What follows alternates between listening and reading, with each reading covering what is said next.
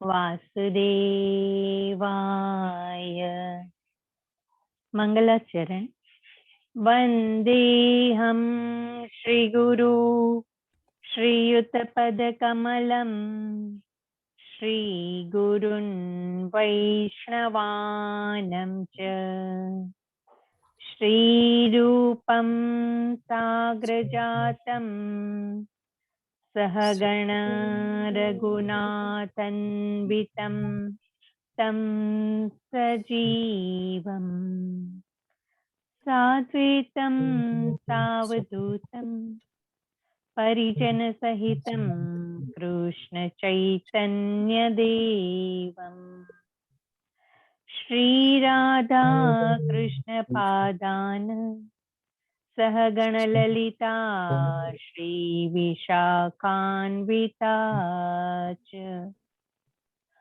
नमो विष्णुपदाय कृष्णपृष्ठाय भूतले श्रीमते भक्तिवेदान्त स्वामिन् इति नामिने। नमस्ते सरस्वती देवी गौरवाणी प्रचारिणी निर्विशेषा शून्यवादी पाश्चात्य देशतारिणी जय श्री कृष्ण चैतन्य प्रभु नित्यानंद श्री अद्वैत गदाधर श्रीवासादि गौर भक्तवृंद हरे कृष्णा कृष्ण कृष्ण हरे हरे हरे राम राम राम हरे हरे। हरे कृष्णा। श्रीला प्रभुपाद ने जय। सर्वने जय श्री कृष्ण। हरे कृष्ण माता जी। धन्यवाद माता जी। श्रीला प्रभुपाद की जय। राधा गोविंद प्रणाम।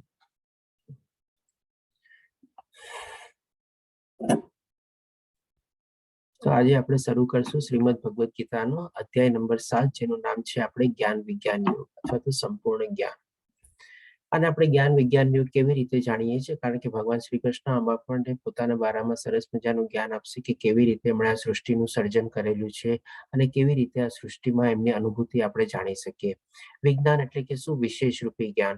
આપણે કોઈ બી જ્ઞાન લઈએ ત્યારે અથવા જેમ કે આપણે સાયન્સ લીધેલું હોય આપણે પેલા થિયોરિટિકલ ક્લાસ હોય પછી આપણે પ્રેક્ટિકલ ક્લાસમાં આપણે એને અનુભૂતિ જાણવા જઈએ અથવા અનુભવ કરવા જઈએ અને એક્સપેરિમેન્ટ કરીને આપણે એને સરસ રીતે જાણીએ। તો એવી જ રીતે ભગવાન શ્રી કૃષ્ણ આપણને આ અધ્યાયમાં પોતાના બારામાં જ્ઞાન આપશે કે કેવી રીતે એમણે આ સૃષ્ટિનું સર્જન કરેલું છે, કેવી રીતે આ સૃષ્ટિનું ધારણ કરતા છે, કેવી રીતે આ સૃષ્ટિનું પોતે પાલન કરતા છે અને કેવી રીતે આ સૃષ્ટિને ચલાવે છે, આખી મેકેનિઝમ ને બધું સમજાવશે ભગવાન શ્રી કૃષ્ણ। અને સાથે સાથે ભગવાન શ્રી કૃષ્ણ પ્રેક્ટિકલી બી આપણને કહેશે કે ભગવાન શ્રી કૃષ્ણની આપણે કઈ કઈ જગ્યાએ કેવી કેવી રીતે આપણે અનુભૂતિ કરી શકીએ છીએ અથવા તો આપણે ભગવાનની હાજરી આપણે અનુભવી શકીએ છીએ। આ રીતે ભગવાન શ્રી કૃષ્ણ આપણને આ અધ્યાયમાં જ્ઞાન આપશે। તો આ અધ્યાય કોઈ અર્જુનના પ્રશ્ન દ્વારા નથી શરૂ થતો પરંતુ ભગવાન શ્રી કૃષ્ણ સામેથી કહે છે। પહેલા શ્લોકમાં કહે છે, પૂર્ણ પુરુષોત્તમ પરમેશ્વર બોલ્યા, એ પૃથાપુત્ર હવે સાંભળ। અહીંયા બે ત્રણ ચીજ આપણે આ શ્લોકમાં સમજવાની છે। સૌપ્રથમ આપણે એક એક એટલે સ્પ્લિટ કરીને આપણે સમજતા જશું। જેમ અત્યારે ભગવાન શ્રી કૃષ્ણ અહીંયા અર્જુનને કહે છે કે હવે સાંભળ, એટલે કે શું કે ભાઈ ધ્યાન દઈને સાંભળ। એટલે કે આપણે કોઈ બી ચીજ જયારે આવું જ્ઞાન લેતા હોઈએ, જયારે ભગવાન શ્રી કૃષ્ણ મહત્વનું જ્ઞાન દેવા જઈ રહ્યા છે અર્જુનને, એટલા માટે અર્જુનને કહે છે કે હવે સાંભળ ધ્યાનથી। એટલે કે આપણે પણ ક્યારેક ક્યારેક આવું જયારે જ્ઞાન લેતા હોઈએ, જેમ અત્યારે આપણે આધ્યાત્મિક જ્ઞાન લઈએ છીએ આપણે, તો એ જ્ઞાન આપણે ધ્યાનથી સાંભળવું જોઈએ। સાંભળવાની શું નોર્મલી 4 થી 5 પ્રક્રિયા હોય છે। એમાં એક પ્રક્રિયા જેને આપણે એટેન્ટિવ લિસનિંગ તરીકે કહીએ, એટલે કે ધ્યાનથી સાંભળવાનું। ધ્યાનથી સાંભળવાની પ્રક્રિયામાં શું હોય છે, આપણે આપણું પૂરેપૂરું મન બુદ્ધિ એ પ્રમાણેમાં પરોવી દેવાની અને એ પ્રમાણે આપણે સાંભળવાનું. સાથે સાથે આપણે કોઈ કાગળ, પેન, પેન્સિલ બી સાથે રાખવાનું અને જે પુસ્તકનું આપણે અધ્યયન કરતા હોય એ પણ આપણે સાથે રાખવાનું, કે જેથી કરીને આપણને કોઈ પ્રશ્ન હોય તો એ પ્રશ્ન બી આપણે પૂછી શકીએ. કોઈ ચીજ આપણને વધારે ક્લેરિફિકેશન જોતું હોય તે પણ આપણે નોટ કરી શકીએ અને આપણે એ રીતે પૂછી શકીએ.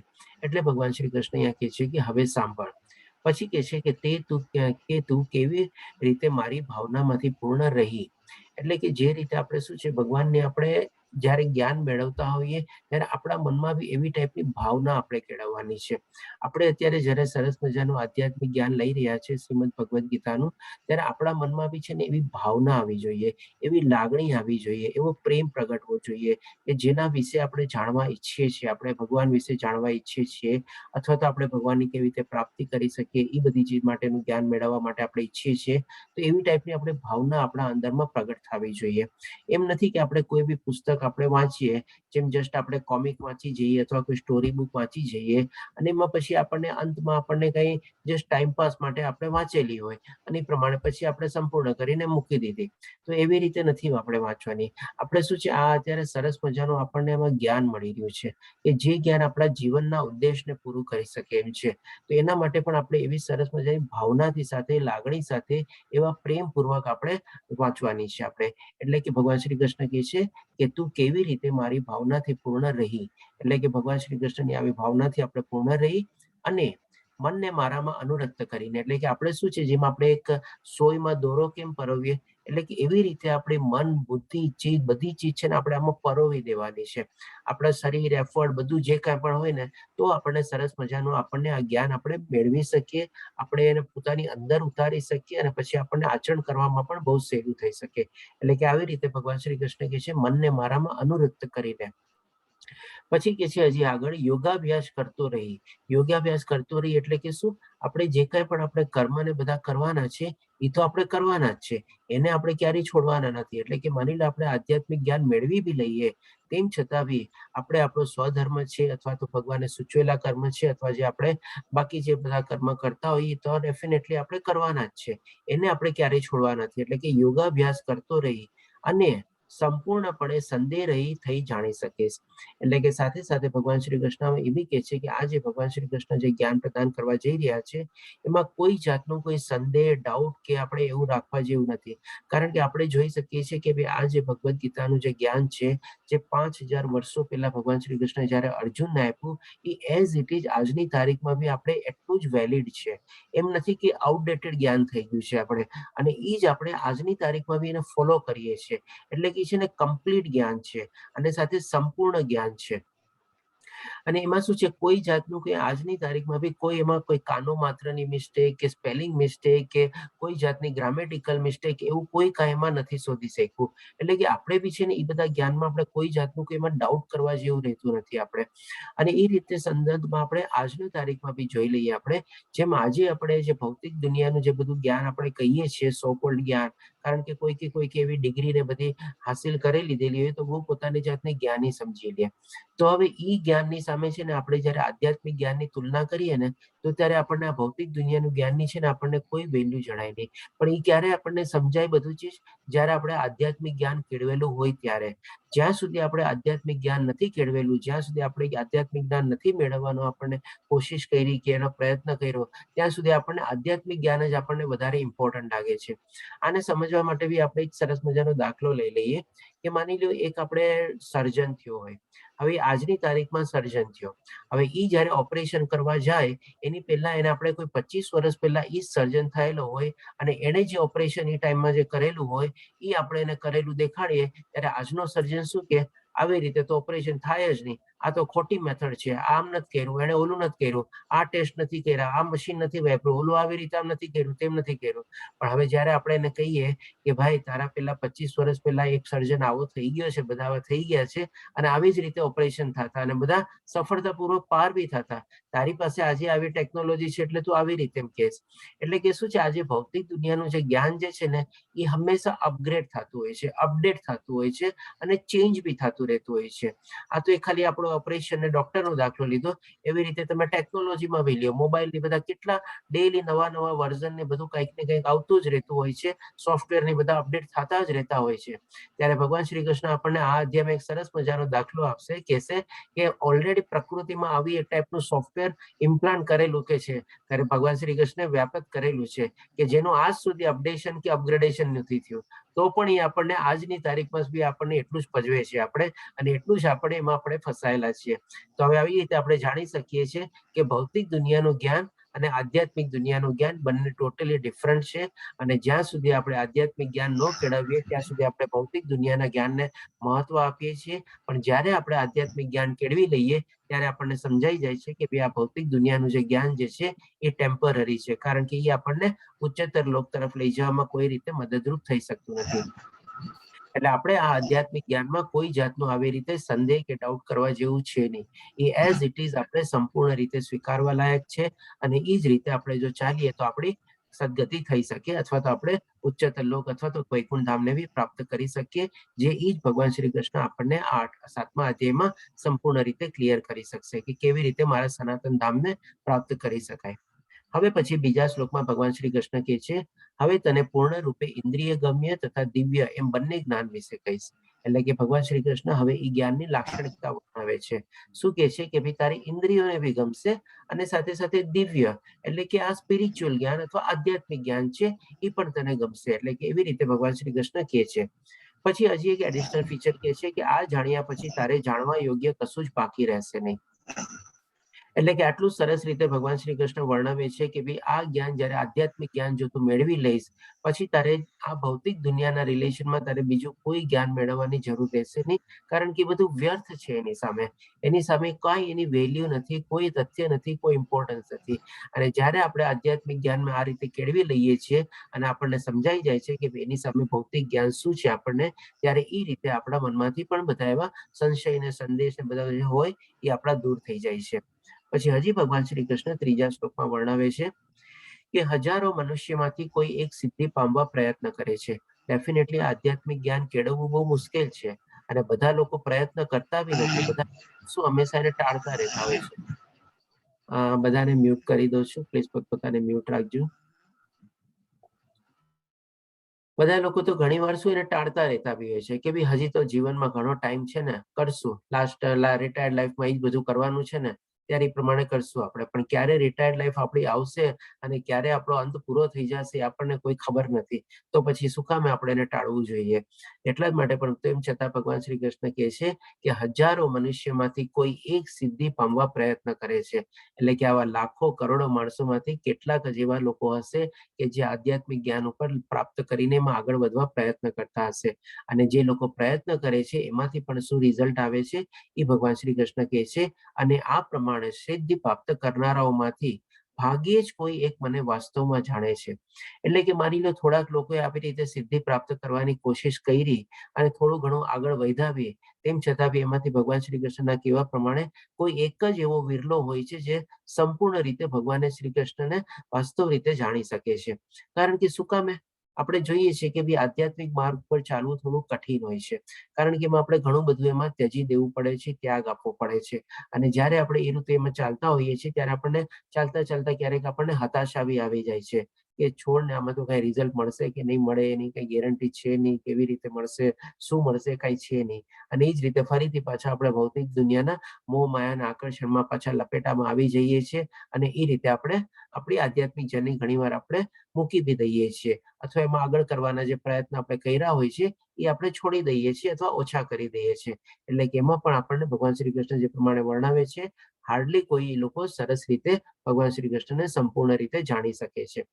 હવે આપણે જોશું જે પ્રમાણે ભગવાન શ્રી કૃષ્ણે આ કીધું કે હવે હું તને ઇન્દ્રિય ગમ્ય તેમજ દિવ્ય જ્ઞાન અને ઈ જ્ઞાન પ્રાપ્ત કર્યા પછી તારે બીજું કઈ જાણવું નહીં પડે, અને હજારો માણસોમાંથી કોઈ એક જ જણા પ્રયત્ન કરે છે અને એનો સક્સેસ રેશિયો બી આટલો ઓછો છે.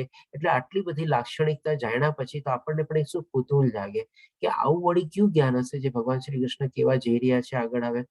એટલે કે આ પણ એક સરસ મજાની ગુરુની લાક્ષણિકતા છે કે સૌપ્રથમ પહેલા જે પોતે જે જ્ઞાન દેવા જઈ રહ્યા છે એની લાક્ષણિકતાઓ, એના ફાયદા અને એની શું કેરેક્ટરિસ્ટિક ફીચર્સ ને બધું જે છે એ આપણે શિષ્યને બતાવવું, કે જેથી કરીને એના મનમાં ક્યુરિયોસિટી જાગે, જિજ્ઞાસા જાગે કે લાવ ને આ જ્ઞાન હું બી મેળવી શકું, હું બી લઈ શકું તો મને પણ ગમશે, મને દિવ્ય જ્ઞાન છે, બીજું કઈ મારે જાણવાની જરૂર નહીં પડે અને આનો સક્સેસ રેશિયો તો આટલો ઓછો છે, તો ચાલે હું પણ પ્રયત્ન કરીને એમાં આગળ વધું, આ કદાચ મને બી સક્સેસ મળી જાય તો મારું બી નામ થઈ જાય, કાંઈ બી થઈ જાય.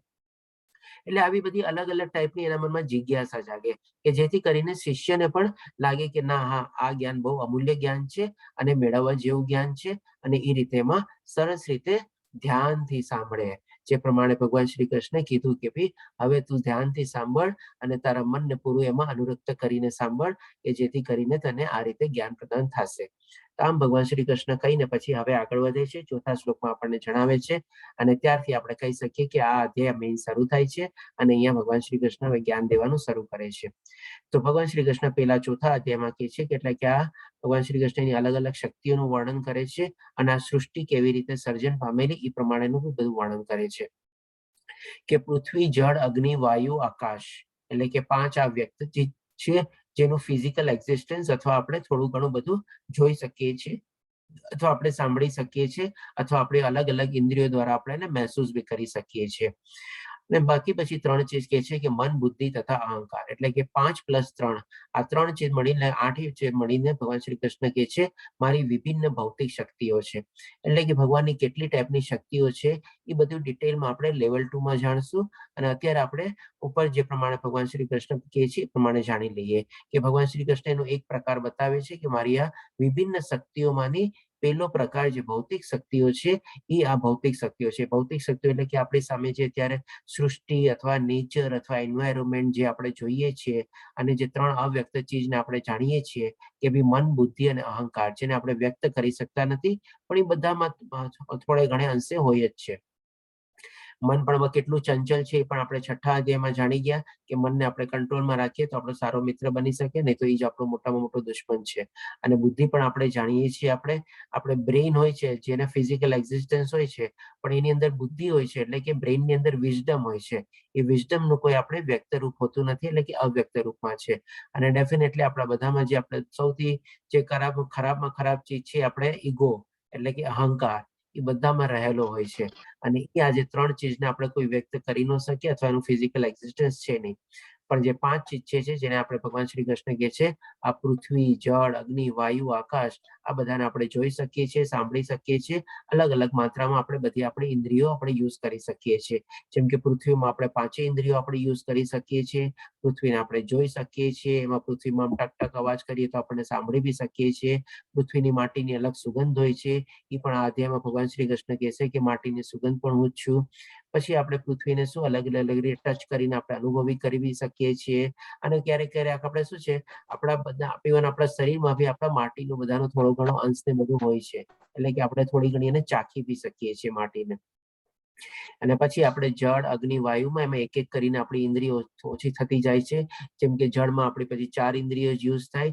જળમાં શું છે આપણે સ્વાદ હોતો નથી કારણ કે ઓરિજિનલ પાણીનો આપણે કોઈ દી સ્વાદ હોતો નથી. આપણે પછી ઓટોમેટિકલી એમાં જે સ્વાદ નહીં, આપણે પાણીને આપણે શું કરીએ કે આપણે જોઈ શકીએ છીએ, આપણે એને આપણે સાંભળી બી શકીએ છીએ. જે પાણીનો ધોધ ચાલતો હોય છે ત્યારે આપણે પણ પાણીને આપણે સૂંઘી નથી શકતા.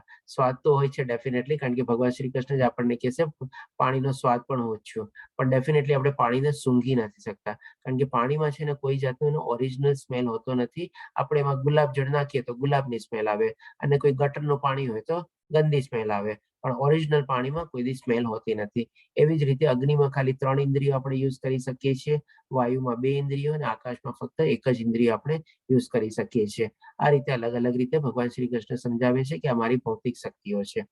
હવે 5મા શ્લોકમાં ભગવાન શ્રી કૃષ્ણ કહે છે આપણને, જેમાં આપણને પરાશક્તિ વિશે આપણને જ્ઞાન આપશે, બીજી ટાઈપની શક્તિ વિશે.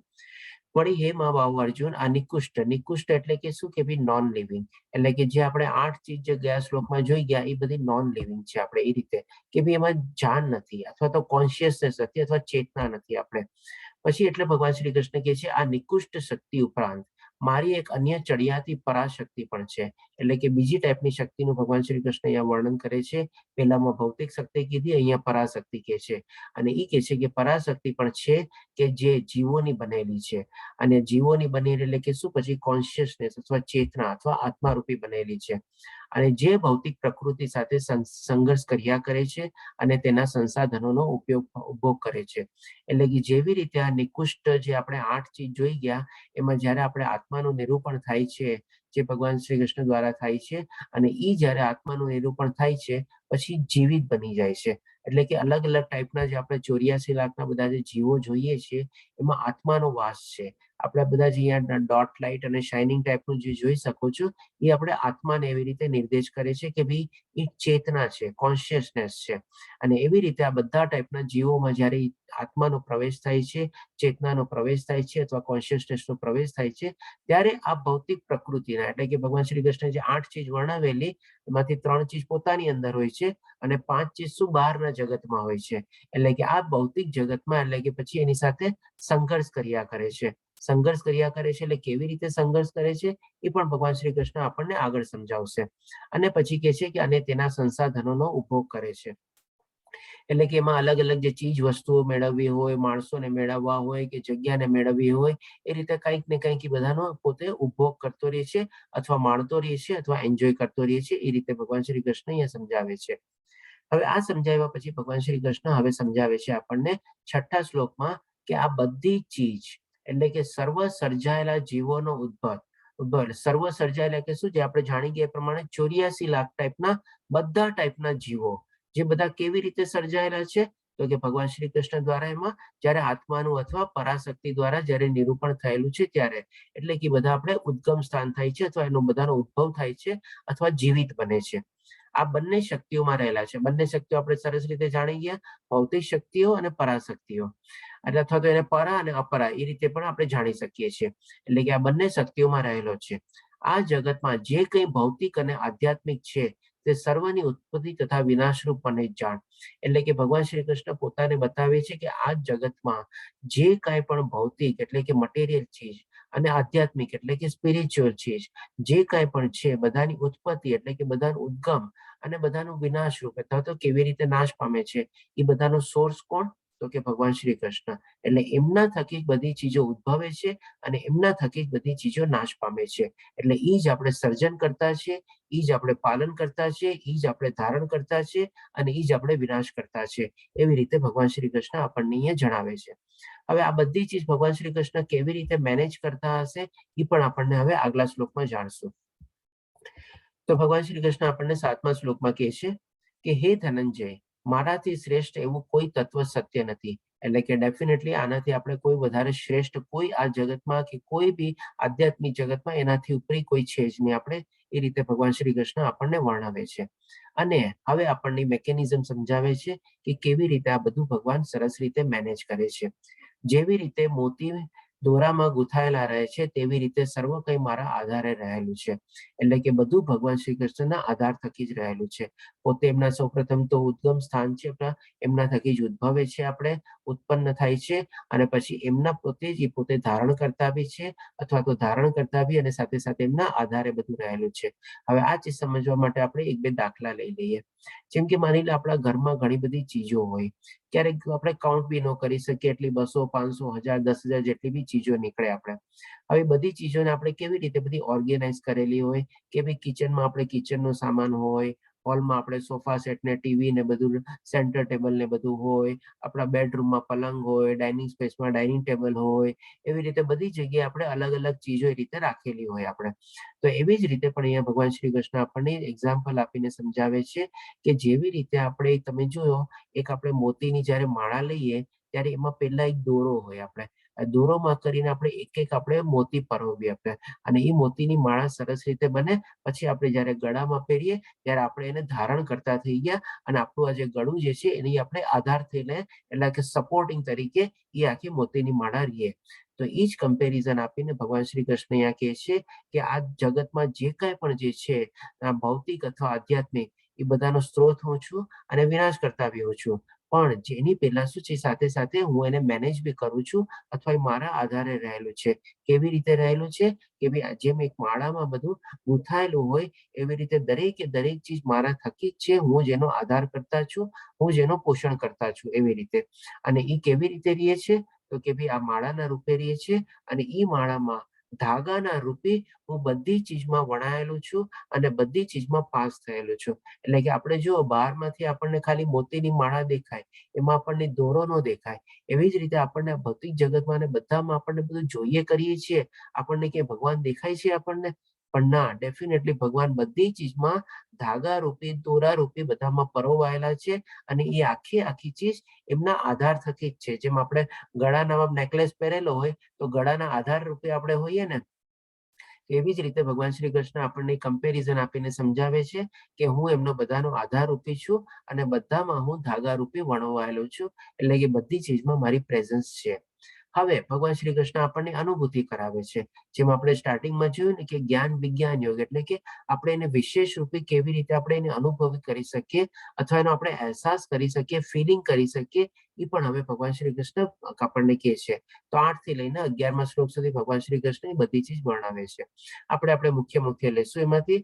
અને એમાં સૌ પ્રથમ પહેલા ભગવાન શ્રી કૃષ્ણ કહે છે 8મા શ્લોકમાં, હે કુંતી પુત્ર અર્જુન, હું પાણીમાં સ્વાદ છું.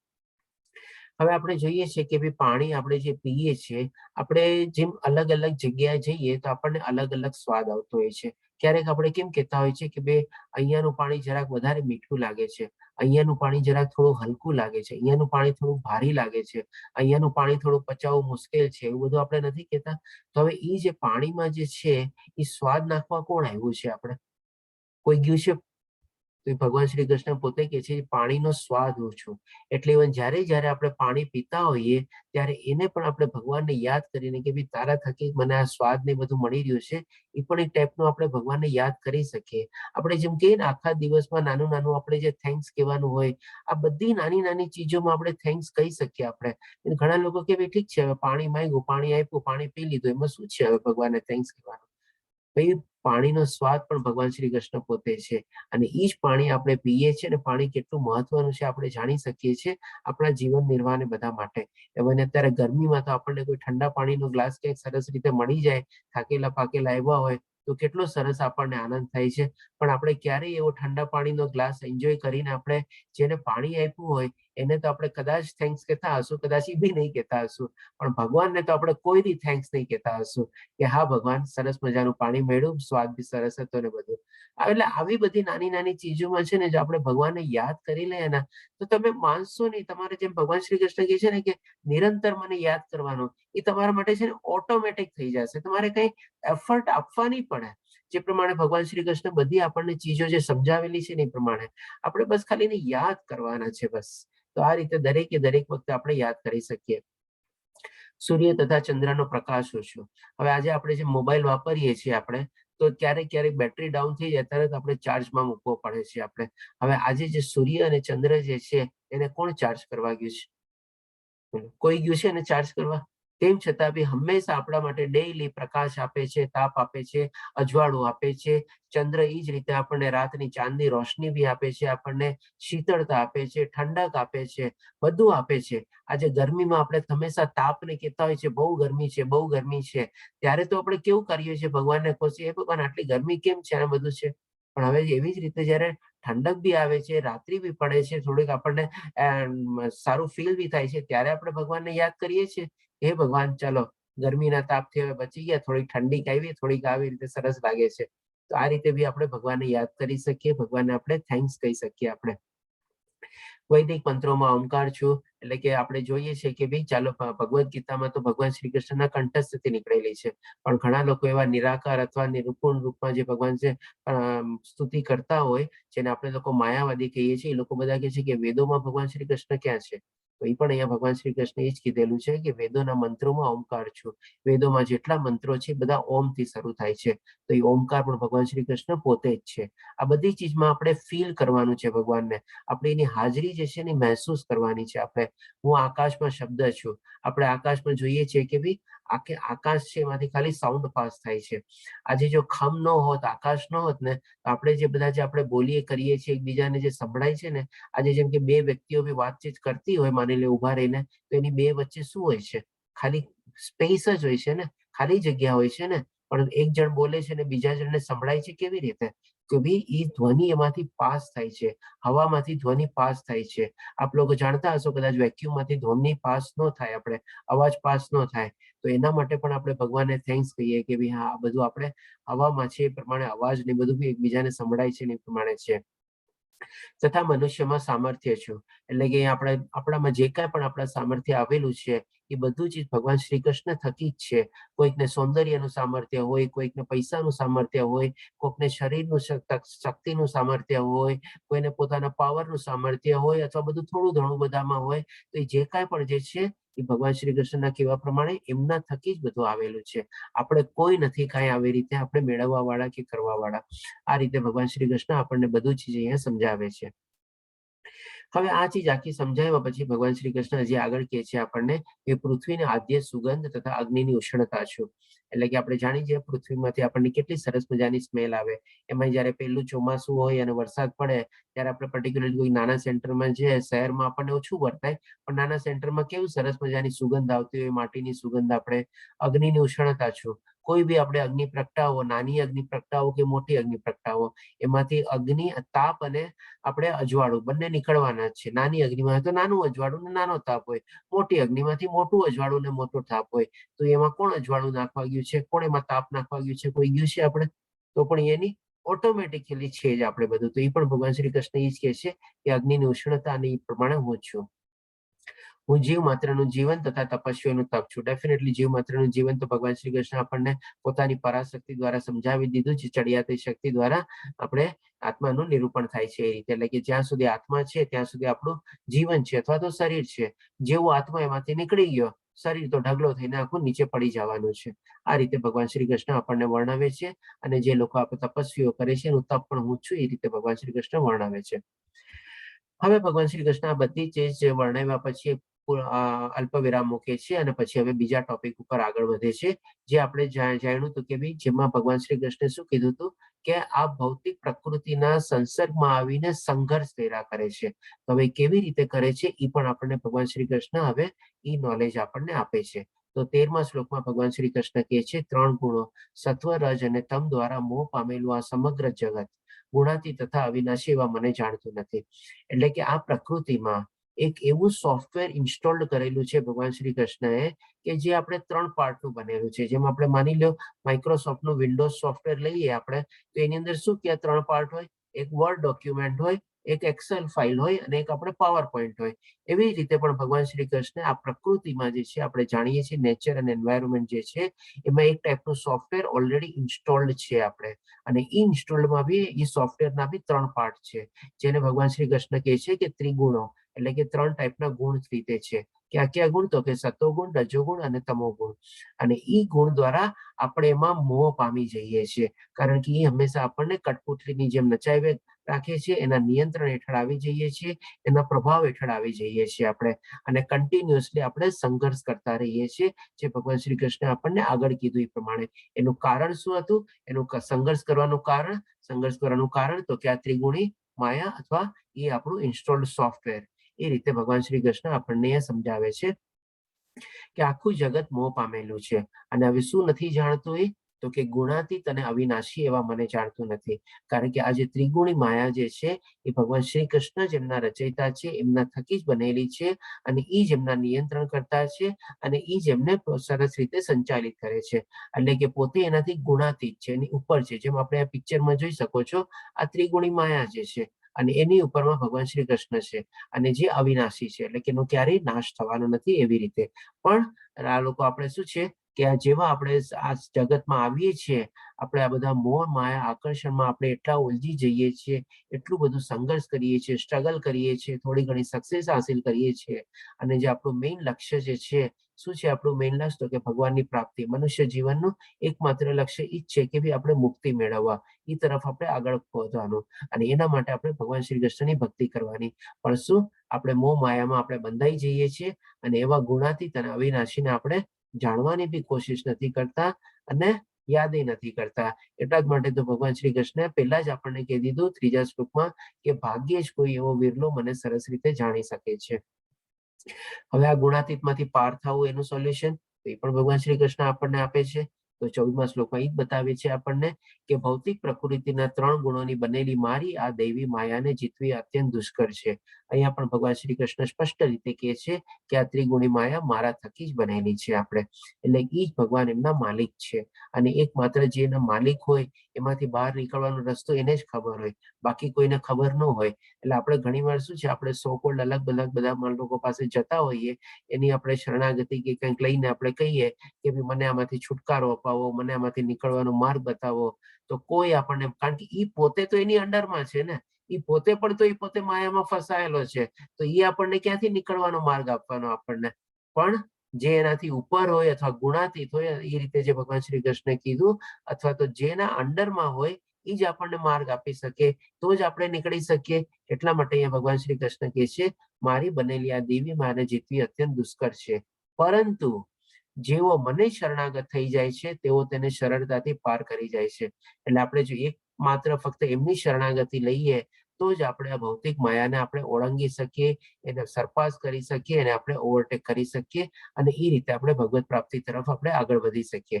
બાકી કોઈ આપણને એમાંથી નીકળવાનો રસ્તો ન આપે, કારણ કે પોતે જ એની અંડરમાં હોય અને પોતે જ બંધાયેલો હોય, તો પછી ક્યાંથી આપણને નીકળવાનો રસ્તો કે આપણને? હવે આ સમજાવ્યા પછી ભગવાન શ્રી કૃષ્ણ હવે આપણને બીજી પાછી ચીજ સમજાવશે. અહીંયા આ અધ્યાયમાં ઘણી બધી ભગવાન 2-3 ચીજ અલગ અલગ સમજાવે છે, અને સરસ મજાનો આપણે જ્ઞાન વિજ્ઞાન યોગ પ્રમાણે આપે છે. તો આમાં 15મા શ્લોકમાં ભગવાન શ્રી કૃષ્ણ સૌપ્રથમ આપણને કહેશે કે ભાઈ આ બધું જાણ્યા પછી જે 4 લોકો જે છે એ ભગવાન શ્રી કૃષ્ણ વર્ણવશે કે જે લોકો મારામાં માનતા નથી, મારી ભક્તિ નથી કરતા અને મને પૂછતા બી નથી.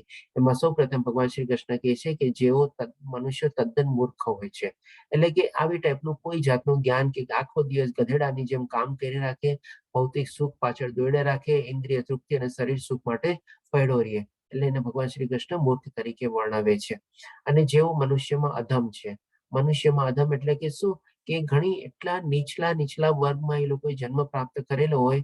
જેમ કે આજકાલ હોઈ શકે આપણને એવી વસ્તી ઓછી જોવા મળે, જેમ કે આપણે પહેલાના વખતમાં આપણે આદિવાસી કે એવા બધા કંઈક લોકો હતા કે જેમને આ બધો એક ગુડ એઝ કહીએ આપણે પશુની કેટેગરી જેવા જોઈએ આપણે, એટલે કે એકદમ લોએસ્ટ ટુ લોએસ્ટ કેટેગરીના આપણે માણસો હોય, અને એને આપણે અધમ તરીકે જાણીએ છીએ, કે જે લોકો પણ ભગવાન શ્રી કૃષ્ણને પૂછતા નથી, કારણ કે આવું બધું બી જ્ઞાન એ લોકોને હોતું નથી. પછી ત્રીજી કેટેગરી કે છે કે જેમનું જ્ઞાન માયા વડે હરાઈ ગયું છે, ડેફિનેટલી થોડું ઘણું જ્ઞાન પ્રાપ્ત કર્યું હશે એમણે, પણ પાછું આ ત્રિગુણી માયાના પ્રભાવ હેઠળ એ જ્ઞાન આસ્તે આસ્તે વયું ગયું અને ભૂલાઈ ગયું, કારણ કે મોહ માયાના આકર્ષણમાં ડૂબી ગયા અને એમાં પ્રવૃત્ત થઈ ગયા, એટલા માટે. અને ચોથી કેટેગરી ભગવાન શ્રી કૃષ્ણ કહે છે જેઓ અસુરોની નાસ્તિક પ્રકૃતિ ધરાવનારા હોય છે. આના સંદર્ભમાં આજની તારીખમાં આપણે એક એક્ઝામ્પલ લઈ શકીએ, જેમ કે આ ટેરોરિસ્ટ ને એવા બધા કોઈ સો કોલ્ડ પોલિટિશિયન ને બધા બી એમાં આવી જાય, કે શું આખો જે આમ અસુરી વૃત્તિ જ હોય લોકોની, અને નાસ્તિક પ્રકૃતિ એટલે કે ભગવાનમાં માનતા ન હોય ને બધું એ રીતે પોતાના મનઘટન પ્રમાણે ચાલે. અને આ ચીજ સમજવા માટે ભગવાન શ્રી કૃષ્ણ આપણને 16મા અધ્યાયમાં દૈવા અસુર વિભાગ યોગમાં આ લોકો કેવી રીતે પ્રકૃતિ ધરાવતા હોય છે, કેવી વિચાર શ્રેણી હોય છે, કેવી મનસ્થિતિ હોય છે, કેવી કાર્ય કરવાની પ્રણાલી હોય છે આવા અસુર લોકોની, એ પણ આપણને 16મા અધ્યાયમાં બહુ સરસ રીતે વર્ણવશે. તો આ રીતે ભગવાન શ્રી કૃષ્ણ 4 પ્રકારના વર્ણવે છે, જેને ભગવાન શ્રી કૃષ્ણ કહે છે દુષ્ટો, એટલે કે એવા દુષ્ટો મારું શરણ ગ્રહણ કરતા નથી, એટલે એ લોકો ભગવાન શ્રી કૃષ્ણ વિશે માનતા બી નથી, જ્ઞાન મેળવવાની બી કોશિશ કરતા નથી, તો પછી શરણ પણ ક્યાંથી ગ્રહણ કરે? પણ હવે ભગવાન શ્રી કૃષ્ણ આપણને 4 પ્રકારના ભક્ત વિશે કહેશે. આપણે વધારે આના ઉપર આપણે ફોકસ કરશું. પેલા ઉપર શું છે કે ભાઈ આજની તારીખમાં બી આવા કોઈ માણસો આપણી સામે આવે તો આપણે એનાથી જરાક દૂર રહેવાનું, અળગું રહેવાનું, કારણ કે આપણે બધા અત્યારે સરસ મજાની ભગવદ્ ગીતાનો યજ્ઞ શરૂ કર્યો છે, એટલે આપણે થોડા ઘણા આપણે આધ્યાત્મિક માર્ગ ઉપર આપણે આવી ગયા છીએ, અને આપણે હવે જ આપણી જર્ની સરસ રીતે આગળ વધારવાની છે. આમાં અલગ અલગ આપણા લેવલ છે, લેવલ 1, લેવલ 2, લેવલ 3, લેવલ 4, એ રીતે બી આ પોતાની જર્ની સરસ રીતે આગળ વધારી શકો છો. તો એવી જ રીતે ભગવાન શ્રી કૃષ્ણ કહે છે હવે 4 પ્રકારના, હે ભરતશ્રેષ્ઠ, 4 પ્રકારના પુણ્યશાળી મનુષ્ય મારી ભક્તિમય સેવા કરે છે. હવે એમાં ક્યાં ક્યાં 4 જણા? તો કે સૌ પ્રથમ તો દુઃખી, એટલે કે આપણે જાણીએ છીએ કે આ જગતમાં જ્યારે આપણને દુઃખ આવે અથવા તકલીફ આવે અથવા પ્રોબ્લેમ આવે, ડિફિકલ્ટી આવે, ત્યારે સૌથી પહેલા આપણે ભગવાનને યાદ કરીએ. હે ભગવાન, મારી સાથે જ કેમ આમ થયું? હે ભગવાન, મારી હારે કેમ આમ થયું? મેં તો આમ કર્યું હતું, તેમ કર્યું હતું, મારો પ્રોબ્લેમ સોલ્વ કરી દો. હવે હું આ માનતા માનું છું, તે માનતા. એટલે કંઈક ને કંઈક એવી દુઃખ અથવા તકલીફ આવી હોય ત્યારે ભગવાનને પહેલા યાદ કરે. પછી બીજું શું? અર્થાર્થી. એટલે અર્થાર્થીનો મિનિંગ શું? એટલે કે ભાઈ કંઈક ને કંઈક પોતાની ઈચ્છાઓ તૃપ્ત કરવા માટે ભગવાન પાસે જાય. હે ભગવાન, મને આ નોકરી અપાવી દો. હે ભગવાન, મારું આ સેલ્સ ટાર્ગેટ અચીવ કરાવી દો. હે ભગવાન, મને આ જોબ અપાવી દો. હે ભગવાન, મને એક્ઝામમાં પાસ કરી દો. એવી રીતે કંઈક ને કંઈક પોતાના મતલબથી પ્રમાણે જાય. જાય તો છે, ઓકે, વાંધો નહીં. પણ પછી જિજ્ઞાસુ, એટલે કે જેમાં અત્યારે આપણે આ કદાચ થર્ડ કેટેગરીમાં આપણે પોતાને મૂકી શકીએ. જે રીતે સરસ મજાનો આપણે આ ભગવદ્ ગીતાનું અધ્યયન કરીએ છીએ, સવારના પોરમાં વહેલા ઉઠીને આપણે જોડાઈ જઈએ છીએ, શ્લોકા પઠન થાય છે. દીપ્તિ માતાજી, રાજેન્દ્ર પ્રભુજી, હર્ષા માતાજી, જયશ્રી માતાજી જે બધા શ્લોકા પઠન લે છે અડધી કલાક પહેલા, એમાં પણ ઘણા બધા ભક્તો જે પ્રમાણે જોડાય છે. અને પછી આપણે બાકી બધા ભક્તો બી જોડાય છે આગળ, અને સરસ રીતે આપણે કરીએ છીએ. ક્વિઝ સોલ્વ કરીએ છીએ. ક્વિઝ સોલ્વ કરીને પછી આપણે એમાં થોડુંક એડિશનલ જ્ઞાન આપણે ઓર મેળવીએ છીએ. આપણે બધા આપણે જિજ્ઞાસુ કેટેગરીમાં આવી ગયા. અને ઓર ને ઓર આપણી ક્યુરિયોસિટી વધે છે. જેમ કે લેવલ 1 કમ્પ્લીટ કરશું, લેવલ 2 માં જોડાશું, તો આ બધા આપણે જિજ્ઞાસુ કેટેગરીમાં આવી ગયા. એ ભગવાન શ્રી કૃષ્ણ વિશે આપણે આધ્યાત્મિક જ્ઞાન મેળવવાની કોશિશ કરીએ છીએ, અને એમાં આપણે આગળ વધવાની આપણે આપણા પ્રયત્નો આપણે આરંભીએ છીએ અથવા તો એને આગળ વધારીએ છીએ. અને ભગવાન શ્રી કૃષ્ણ ચોથી કેટેગરી કે છે જે પરમ સત્યના જ્ઞાનની શોધમાં છે. એટલે કે માની લો જે લોકોએ થોડું ઘણું આ જ્ઞાન અમુક અંશ સુધી ઓલરેડી લઈ લીધું હોય અને હવે એને ખબર પડી ગઈ હોય કે ભાઈ મારા જીવનનું લક્ષ્ય શું છે, અને પછી શું છે, એ લક્ષ્યની શોધમાં લાગી જાય. એટલે કે ભગવાન શ્રી કૃષ્ણની પ્રાપ્તિ માટે લાગી જાય. તો આ રીતે ભગવાન શ્રી કૃષ્ણ 4 કેટેગરી અહીંયા વર્ણવે છે.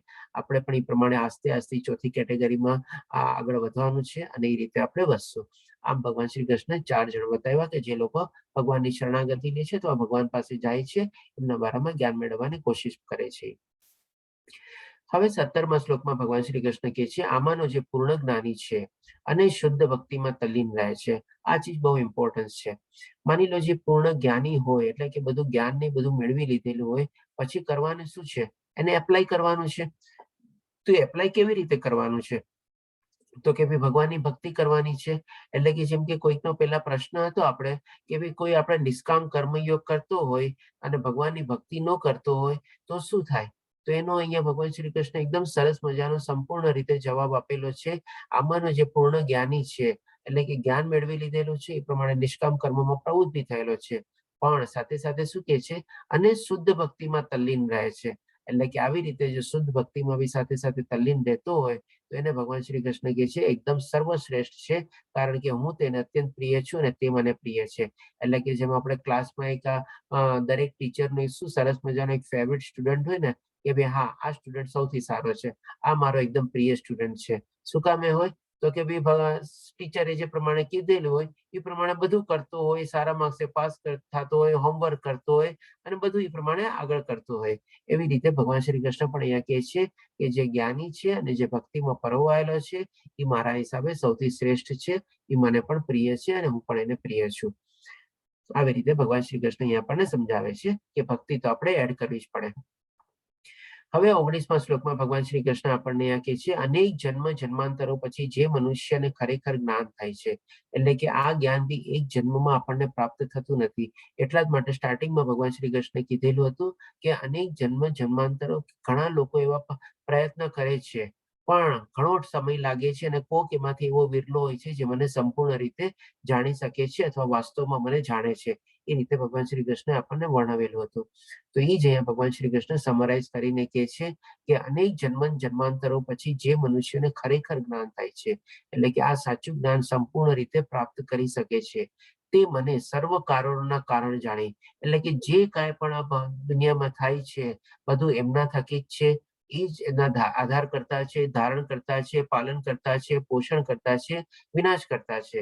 અને સાથે સાથે આપણી સાથે બી કોઈ એવી પરિસ્થિતિ અથવા સિચ્યુએશન સામે આવે તો એ પણ આપણે એ સમજીએ કે ભાઈ આપણે એ પ્રમાણે ભગવાનની આપણે કૃપા છે. એ રીતે એટલે કે સર્વ કારણોના કારણ જાણી મારે શરણે આવે છે.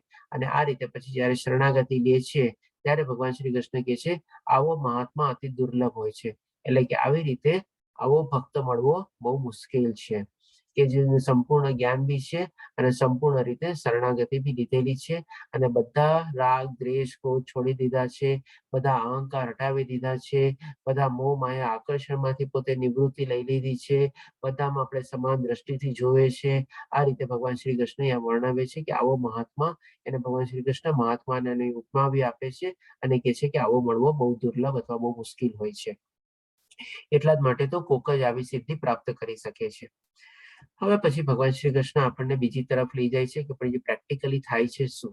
જો માની લો આવી સિચ્યુએશન આપણે કેળવી લીધેલી છે, ભગવાન 19મા શ્લોક સુધી વર્ણવેલું ભગવાને, તો બહુ જ સારું છે. તો આપણને પાક્કી એકદમ આપણી વૈકુંઠ ધામની ટિકિટ કન્ફર્મ થઈ ગઈ છે, એલોંગ વિથ બોર્ડિંગ પાસ ને બધું. પણ પ્રેક્ટિકલી આપણે અત્યારે કરીએ છીએ શું આ? તો એના માટે હવે ભગવાન શ્રી કૃષ્ણ કહે છે, હું જીવ માત્રના હૃદયમાં પરમાત્મા રૂપે વિદ્યમાન છું. કોઈ મનુષ્ય જ્યારે કોઈ દેવની પૂજા કરવા ઈચ્છે છે ત્યારે હું તરત જ તેની શ્રદ્ધાને સ્થિર કરું છું. હવે આપણે ત્રીજા અધ્યાયમાં બી જાણી ગયા હતા કે આપણે બધા દેવી દેવતાઓની શું કામે પૂજા કરીએ છીએ? એમની કૃપા મેળવવા માટે. અને એ કૃપા મેળવવા માટે જ્યારે આપણી શ્રદ્ધા આપણે એના ઉપર આપણે અડગ રીતે અટકાવીએ છીએ તો ભગવાન શ્રી કૃષ્ણ કહે છે કે એની શ્રદ્ધાને પણ હું ત્યાં સ્થિર કરું છું. એટલે કે ભગવાન શ્રી કૃષ્ણને સપોર્ટ કરે છે. કે શું કામે કરે છે? કે જેથી તે મનુષ્ય તે વિશિષ્ટ દેવની આરાધના કરી શકે. હવે આપણે જોઈ શકીએ છીએ કે અહીંયા બધા અલગ અલગ ટાઈપના દેવી દેવતાઓને બધા છે. આપણે વિદ્યા જોતી હોય તો સરસ્વતી માતાની ઉપાસના કરીએ છીએ. આપણને કોઈ વિઘ્ન કર્તામાંથી આપણને પાર પડવું હોય તો આપણે ગણેશજીની પૂજા કરીએ છીએ. એવી રીતે આપણને પૈસા નહીં જોતા હોય તો આપણે લક્ષ્મી માતાની પૂજા કરીએ છીએ. આપણે આ રીતે પછી આપણે મહાદેવની બી પૂજા કરીએ છીએ. સારો વર પામવાની બધા માટે આપણે એના બી આપણે સ્તુતિને બધું કરીએ છીએ. એટલે અલગ અલગ આ પ્રમાણે બધા દેવી દેવતાઓને આપણે કંઈક ને કંઈક ઈચ્છા રહીને ડેફિનેટલી એમાં બી શ્રદ્ધા રહેલી છે અને ભગવાન શ્રી કૃષ્ણને સપોર્ટ બી કરે છે. એટલે શું કહે છે કે તેની શ્રદ્ધાને સ્થિર કરું છું. ભગવાન શ્રી કૃષ્ણ એની શ્રદ્ધાને બી ભાંગવા નથી દેતા કે ચાલો કરે તો છે ને, ઓકે, દેવી દેવતાઓ પાસે બી જાય છે અને એ રીતે બી એની શ્રદ્ધા સ્થિર કરીને ભગવાન શ્રી કૃષ્ણ શું કહે છે કે ભાઈ એની સરસ રીતે એના પ્રમાણે જે વિધિ વિધાનોનું પાલન કરતા હોય એ પ્રમાણે એ દેવી દેવતાઓની સ્તુતિ કરે, પ્રાર્થના કરે, અર્ચના કરે, જે પ્રમાણે કરવું હોય એ પ્રમાણે કરે. એટલે કે ભગવાન શ્રી કૃષ્ણ એક આપણને બધાને લિબર્ટી આપેલી છે કે જો આવી રીતે કરશો તો બરાબર છે, પણ જો તમે આમ કરતા હશો તો પણ ચાલો હું એને બી સપોર્ટ કરું છું. આપણે જેમ આપણે માની લે આપણે કોઈ કમ્પ્યુટર કે લેપટોપમાં એક નવું ટાઈપનું સોફ્ટવેર નાખીએ આપણે, તો આપણું જે લેપટોપ અથવા જે મશીન હોય એને સપોર્ટ કરવું જોઈએ ને, નહીં તો એ સોફ્ટવેર ચાલે નહીં આપણે. તો એવી જ રીતે પણ ઇવન મોબાઈલમાં બી આપણે કોઈ નવી ટાઈપની એપ ડાઉનલોડ કરીએ તો આપણો મોબાઈલ એને સપોર્ટ કરવો જોઈએ કે નહીં.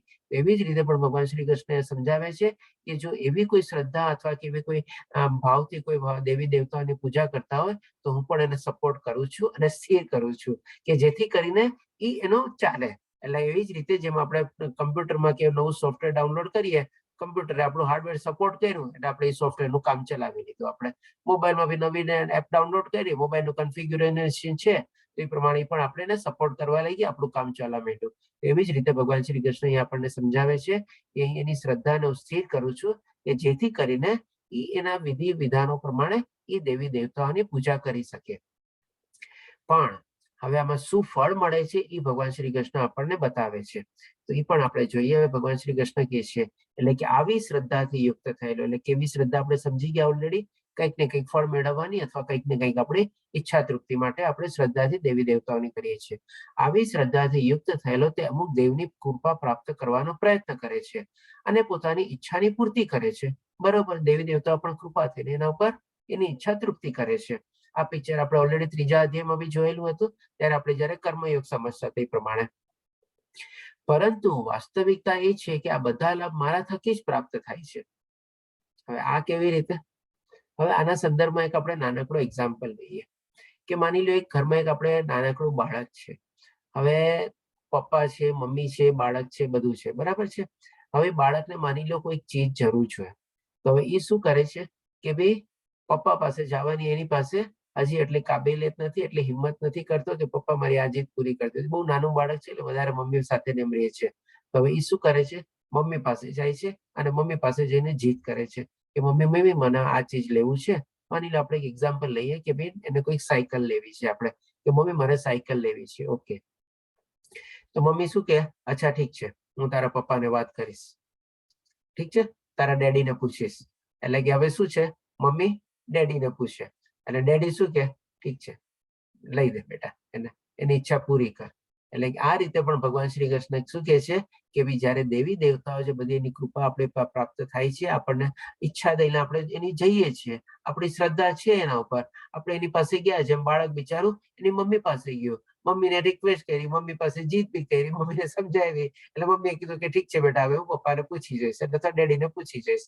એટલે એવી જ રીતે પણ ભગવાન શ્રી કૃષ્ણ બધા દેવી દેવતાઓ જે છે એના પ્રમાણે ભગવાન શ્રી કૃષ્ણ કહે છે કે એ લોકો જે એની ઈચ્છા તૃપ્તિ કરે છે, પણ વાસ્તવિકતા તો બધી મારા થકી જ હોય છે ને.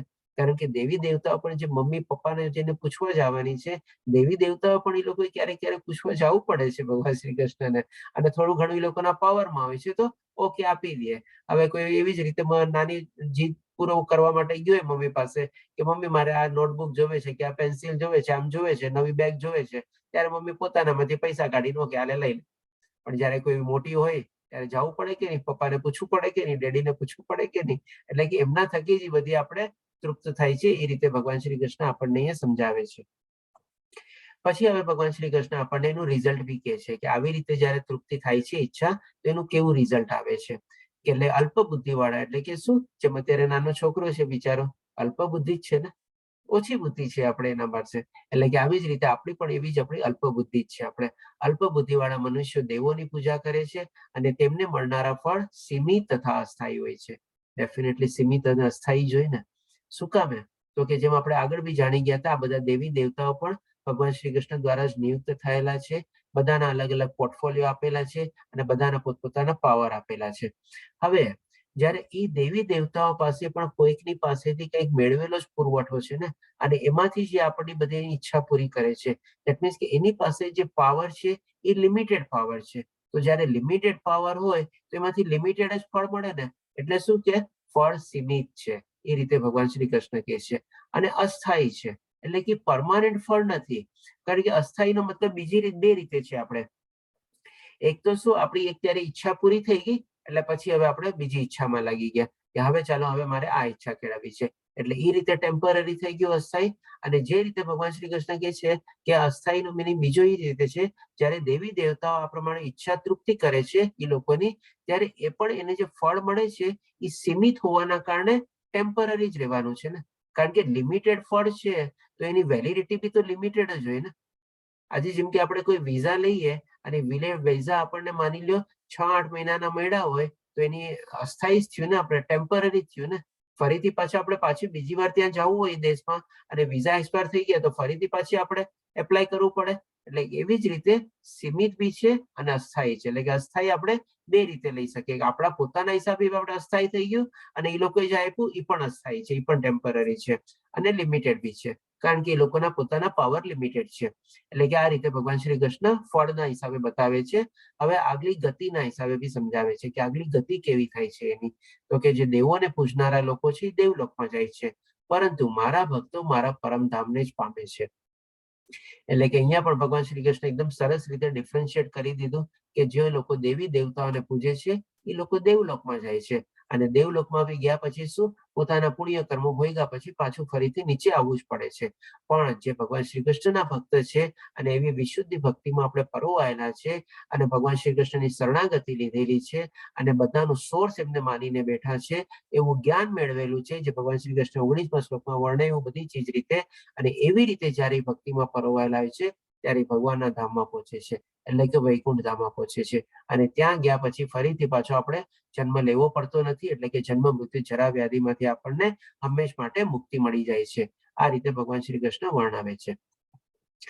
હવે ભગવાન શ્રી કૃષ્ણ આપણને આ બધી ચીજ, માની લે આટલું સરસ આપણે જ્ઞાન મેળવવાનું, આપણે પછી આપણે ભગવાનની ભક્તિમાં પરોવવાનું, શરણાગતિ લેવાની, ત્રિગુણી માયામાંથી આપણે ઓળંગવાની આપણે કોશિશ કરવાની. એટલે કે આટલા બધા આપણે એફર્ટ આપવાના, રાગ દ્વેષ ક્રોધ છોડી દેવાના, મોહ માયા આકર્ષણ છોડી દેવાના, પછી આપણો અહંકાર છોડી દેવાનો, આટલી બધી મહેનત કરવી પડતી હોય આપણે. એટલે કે એ રીતે ભગવાન શ્રી કૃષ્ણ હવે આપણને 29 અને 30મા શ્લોકમાં એક થોડો ઘણો શોર્ટકટ બી બતાવશે. આપણે પેલા એ જોઈએ કે જે બુદ્ધિશાળી મનુષ્યો જરા તથા મરણમાંથી મુક્ત થવા પ્રયત્નશીલ રહે છે અને તેઓ મારી ભક્તિનો આશ્રય ગ્રહણ કરે છે, તે વસ્તુતઃ બ્રહ્મ છે, કારણ કે તેઓ દિવ્ય કર્મો વિશે પૂર્ણપણે જાણે છે. એટલે કે પેલા ભગવાન શ્રી કૃષ્ણ આ ચીજ બતાવી દે છે આપણને કે આવી રીતે જો જેને જન્મ મૃત્યુ જરા વ્યાધિમાંથી મુક્તિ મેળવવી હોય અને પ્રયાસ આગળ વધારવા હોય તો એ રીતે મારી ભક્તિમાં પરોવાયેલો રહે છે અને શરણાગતિ રહે છે. પણ એના માટે કેટલું બધું આપણે ચીજ કરવી પડે છે આપણે ઓલરેડી જાણી ગયા આપણે. અને એના માટે ભગવાન શ્રી કૃષ્ણ કહે છે કે તે વસ્તુતઃ બ્રહ્મ છે, એટલે કે ઓલરેડી બ્રહ્મ સ્ટેજ સુધી પહોંચી ગયો છે. એ રીતે ભગવાન શ્રી કૃષ્ણ વર્ણવે છે. કારણ કે શું કામે? તો કે તે દિવ્ય કર્મો વિશે. દિવ્ય કર્મો એટલે કે કેવી રીતે કર્મો? જે ભગવાન શ્રી કૃષ્ણ આપણને ત્રીજા અને પાંચમા અધ્યાયમાં બતાવ્યું એ પ્રમાણે, એક તો આપણો સ્વધર્મ, એક આપણો ભગવાને સૂચવેલા કર્મ, અને એ પ્રમાણે આપણે જે કઈ બીજા કર્મ કરતા હોય આપણે આજીવિકાની રડતા, અને એ પણ બધા કર્મો આપણે કૃષ્ણભાઈ ભાવના યુક્ત થઈને આપણે જયારે કરીએ, એટલે કે આપણે નિષ્કામ કર્મ ભોગવીએ અથવા તો આપણે ફોલો કરીએ, એ રીતે બધું આપણે દિવ્ય કર્મોની ડેફિનેશનમાં આવી ગયું. એટલે કે આ રીતે દિવ્ય કર્મો કરતા હોય અને આવી રીતે ભક્તિનો આશ્રય ગ્રહણ કરેલો હોય તો ઓટોમેટિકલી આપણે વસ્તુતઃ બ્રહ્મ જ છે એ રીતે સમજાવ્યું. અને એના માટે આપણે કેટલા એફર્ટ આપવાના છે બધું સમજી ગયા. એટલે કે હવે એકવાર ભગવાન શ્રી કૃષ્ણ હવે આ બધું સમજાવ્યા પછી 30મા શ્લોકમાં આપણને શોર્ટકટ બતાવે છે. હવે શોર્ટકટ બતાવે તો છે, પણ હવે કેટલો પ્રેક્ટિકલ છે અને કેટલી હદે આપણે આના અનુસરી શકીએ છીએ એ પણ આપણે જાણવા જેવું છે. તો હવે 30મા શ્લોકમાં ભગવાન શ્રી કૃષ્ણ કહે છે, જે મનુષ્ય મને પરમેશ્વરને મારી પૂર્ણ ચેતના, મને પરમેશ્વરને પૂર્ણ ચેતનામાં રહીને મને જગતનો, દેવોનો તથા યજ્ઞનો સર્વ પદ્ધતિઓનો નિયામક જાણે છે. એટલે કે બધી ચીજનો આપણે ભગવાન શ્રી કૃષ્ણ થકી જ છે, એમના દ્વારા સંચાલિત છે, એમના દ્વારા જ આયોજિત છે, એમના દ્વારા જ ઉદ્ભવેલું છે, અને એ જ એમના વિનાશ કરતા અને બધું છે. એટલે કે એકમાત્ર સોર્સ. એવી રીતે જયારે ભગવાન શ્રી કૃષ્ણને આપણે જાણી લઈએ છીએ, ઇન્ક્લુડિંગ દેવી દેવતાઓ અને બધા આવી ગયા, જે આપણામાં સામર્થ્ય છે એ પણ આવી ગયું, આપણે જે યજ્ઞ કરીએ છીએ બધાનો ભોગતા પણ એ પ્રમાણે આવી ગયા. બધી ચીજનો આપણે જયારે ભગવાનને આપણે માની લઈએ છીએ એકમાત્ર તરીકે, તેઓ પોતાના, આ અહીંયાથી આપણો શોર્ટકટ શરૂ થાય છે, તેઓ પોતાના મૃત્યુ સમયે પણ મને ભગવાન તરીકે જાણી તથા સમજી શકે છે.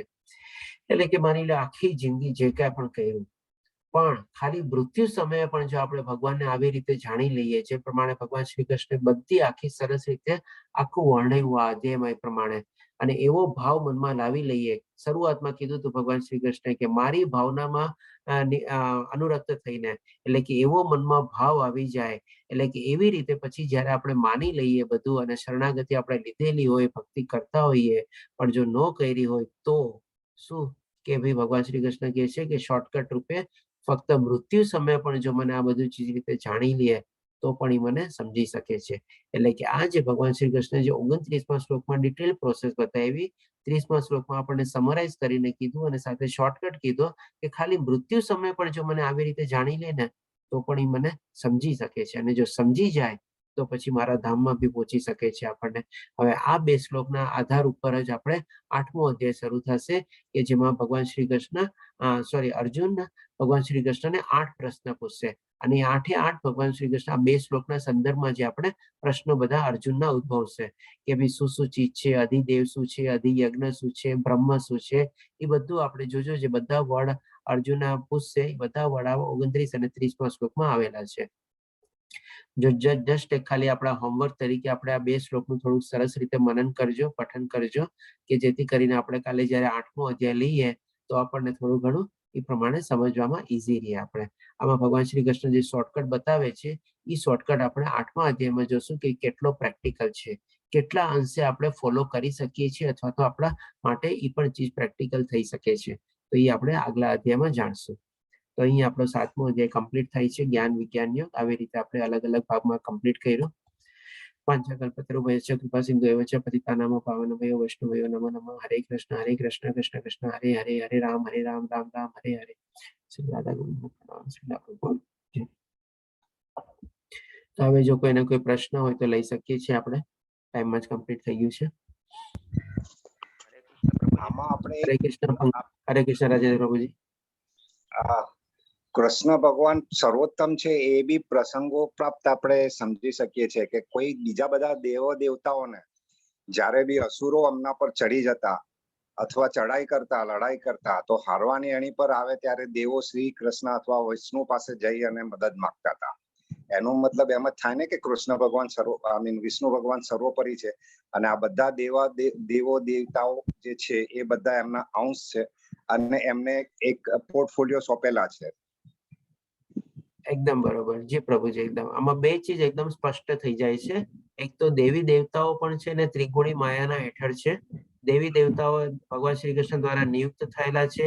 દેવી દેવતાઓ પાસે જે શક્તિ અને પાવર છે પણ ભગવાન શ્રી કૃષ્ણ દ્વારા જ આપેલી છે અને એ પણ સીમિત છે. આ બધી ચીજ આમાંથી આપણે ક્લિયર થઈ જાય છે. એટલે આપણે કોર્પોરેટમાં જે ઓથોરિટીને રિસ્પોન્સિબિલિટી આપીએ છીએ એ રીતે ભગવાન બધા દેવી દેવતાઓ બધાને અલગ અલગ ડિપાર્ટમેન્ટ હોય, પ્રોડક્શન હોય, એક સીઈઓ અલગ હોય અને બધા અલગ અલગ ડિપાર્ટમેન્ટ બનાવેલા, production department, finance department, marketing department, એવી રીતે. હરે કૃષ્ણ. હરે કૃષ્ણ માતાજી. પ્રભુજી, આ જે અત્યારે આપણે 7મો અધ્યાયનું જે આપણે જો એનું રેકોર્ડિંગ અમને મળી શકે ખરું? હા માતાજી, મારે લગભગ મેં 6થા અધ્યાય સુધી અપલોડ કરી દીધું છે ને રેકોર્ડિંગ. ક્યાં સુધી કર્યું છે? મેં 5મા સુધી કર્યું છે. યુટ્યુબ પર મળી શકે? હા મળી જશે માતાજી, ચોક્કસ મળી જશે આપને. જી લગભગ 5મા અધ્યાય સુધી કરેલું છે, મેં જોયું હમણાં. તો 6થો અને 7મો અધ્યાય 2 અધ્યાય બાકી છે, એ હું કરી દઈશ. મારે એકચ્યુઅલી હમણાં ગઈકાલે ને એમાં શું 2 ક્લાસ કન્ટિન્યુઅસ ને બધું હતું ને, એમાં થોડું રેકોર્ડિંગ ડાઉનલોડ કરવાનું રહી ગયું છે. તો આજે હું કરી લઈશ રેકોર્ડિંગ અને અપલોડ કરી દઈશ વોટ્સએપ ગ્રુપમાં. હરે કૃષ્ણ પ્રભુજી. હરે કૃષ્ણ માતાજી. હરે કૃષ્ણ પંકજ પ્રભુજી. હવે ભગવાન એમ કહે છે કે હું ત્રિગુણમય માયાની રચના કરું છું કે જેમાં 3 ગુણો હોય, સતો ગુણ, રજો ગુણ ને તમસ ગુણ.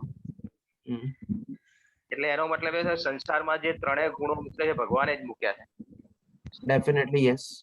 બરોબર. તો મનુષ્ય પછી એ જે ગુણો લઈને જન્મે તે પોતાના ગુણોથી કઈ રીતે મુક્ત થઈ શકે? કે કોઈનામાં તમો ગુણ મૂક્યો હોય કે રજો ગુણ મૂક્યો હોય, તો એ મનુષ્ય જે ભગવાને જ ગુણો મૂકેલા છે તો એનાથી મુક્ત થયું એના માટે કઈ રીતે શક્ય બને? ઓકે, બહુ સારો પ્રશ્ન છે પંકજ પ્રભુજી આપનો, અને થોડોક અર્લી પ્રશ્ન છે, કારણ કે આ ત્રિગુણી માયા ઉપર છે ને આપણે 14મો અધ્યાય ટોટલી એના ઉપર જ આધારિત છે. ગુણત્રય વિભાગ યોગ આપણે 14મો અધ્યાય, અને એમાં ભગવાન શ્રી કૃષ્ણ જે આપણે કીધું એ પ્રમાણે ડેફિનેટલી આત્મા છે કંઈક ને કંઈક ગુણ લઈને જન્મેલી હોય છે અને એના આગલા જન્મમાંથી ઇનહેરિટ કરે છે આપણે. પણ ભગવાન શ્રી કૃષ્ણ આપણને એ અધ્યાયમાં બી સરસ રીતે બતાવે છે કે ભાઈ આ બધા જે ગુણોનો જે માત્રા જે છે ને, સૌ પ્રથમ તો શું છે, ત્રિગુણી માયા એટલે કે 3 બધામાં હોય છે, પણ એના જે ટકાવારી હોય છે ને એ બધા અલગ અલગ ટકાવારી હોય છે. કોઈકમાં 50% સતોગુણ હોય, 30% રજોગુણ હોય, 20% તમોગુણ હોય. પણ એ ટકાવારી છે ને માણસ પોતે છે ને પોતાના જીવનકાળ દરમિયાન એને ચેન્જ કરી શકે છે, એને ઘટાડી વધારી શકે છે, અને એ કન્ટિન્યુઅસલી એક જાતની ટગ ઓફ વાર ચાલતી હોય છે. 50% માંથી 90% કેવી રીતે સતોગુણ કેળવવા અને 10% જ રજોગુણ રાખવા અને તમોગુણને સંપૂર્ણ કેવી રીતે નાશ કરવા, એ પણ ભગવાન શ્રી કૃષ્ણ આપણને 14મા અધ્યાયમાં બતાવે છે. એટલે એવું નથી કે એક ગુણ લઈને માણસ આત્મા જન્મેલી હોય તો એ જ ગુણ એ પકડીને આખી મૃત્યુ સુધી ચાલ્યા કરે. એનો માત્રા બી પ્લસ માઇનસ થઈ શકે છે અને એ ગુણ સદંતર નીકળી બી શકે છે આપણે. તો એ આપણે 14મા અધ્યાયમાં જાણશું, જેનો ભગવાન શ્રી કૃષ્ણ આપણને ઉપાય બી બતાવે છે. સંસારની કન્ટિન્યુટી માટે 3 ગુણો જરૂરી છે. સંસારની કન્ટિન્યુટી માટે 3 ગુણો જરૂરી છે. એના માટે પ્રભુજી હું આપની સાથે ઓછો સહમત થઈશ. કારણ કે ત્યાં સુધી સંસાર છે ત્યાં સુધી આ 3 ગુણો તો રહેવાના જ છે, એમાંથી કોઈ એક પણ ગુણ જવાનો નહીં. જે પ્રભુજી આની સાથે હું ઓછો સહમત થઈશ આપની સાથે. આ આપનું મંતવ્ય છે, હું આમાં આપની સાથે એગ્રી નથી, ફૂલ્લી એગ્રી નથી કે 3 ગુણો જરૂરી છે જ. જરૂરી એટલે કહેવાનો મારો કહેવાનો કે જ્યાં સુધી સંસાર છે ત્યાં સુધી 3 ગુણો તો રહેવાના છે. એવું પણ નથી કે સંસાર છે ત્યાં સુધી 3 ગુણો પણ રહેવા જ જોઈએ આપણે, દરેક વ્યક્તિની અંદર. જી પ્રભુજી, આમાં થોડુંક ડિસએગ્રીમેન્ટ જેવું છે, આપણે ચર્ચા કરી શકીએ આપણે, પણ અત્યારે પ્લેટફોર્મ નથી. પણ ડેફિનેટલી એ જરૂરી નથી આપણે કે 3 ગુણો હોવા જ જોઈએ જ્યાં સુધી સંસાર છે ત્યાં સુધી. સંસારમાં રહીને બી તમે 3 ગુણોથી ઉપર થઈ શકો છો, ગુણાતીત થઈ શકો છો.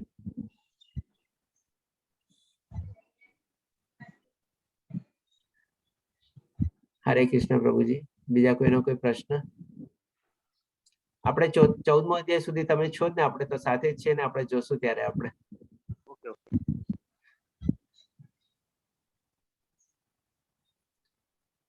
હરે કૃષ્ણ. બીજા કોઈનો કોઈ પ્રશ્ન?